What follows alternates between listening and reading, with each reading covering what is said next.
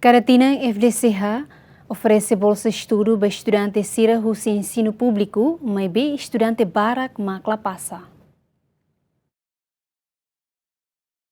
Diretor Fundo Desenvolvimento Capital Humano, Zulio Aparicio Hatoli Hirakne, também durante o governo Lihusi FDCH apoia bolsa estudo para estudante sira escola pública, maibe estudante barak pasa e a bolsa né.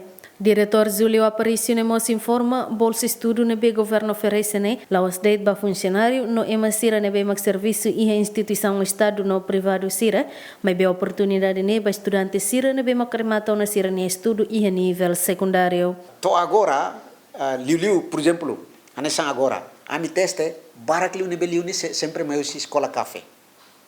Escola café ne maka liu.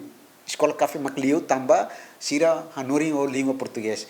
Liu ba escola pública sira sempre mono. Né difícil atu acesso. Então idane hatudu katak lá é balanço. Maibe ami tem que obriga tambane atu akar kala koi tem que preparar e ter recurso.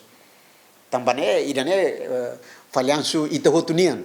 Ne la how sempre dehan. La bel fosala ba media. Ne falhanço ba emohot.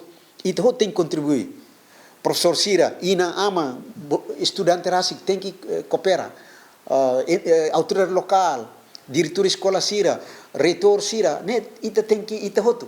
Ne be la bela fosala be meda. Ita hotu tem que contribuir o insa atu hadiah idane. Ema timor mesak matenik de. Antau ita tem que hadiah. Tambane anesu eu dehan. Ami le lius proses teste. Dados do Fundo de Desenvolvimento Capital Humano, hahu husi tina rihon rua sanulu resenida, tohin loron, bolseiro sira nebe mak financia husi governo, hamutu kerihon hitu resen mak graduana, equipa cobertura, GMN.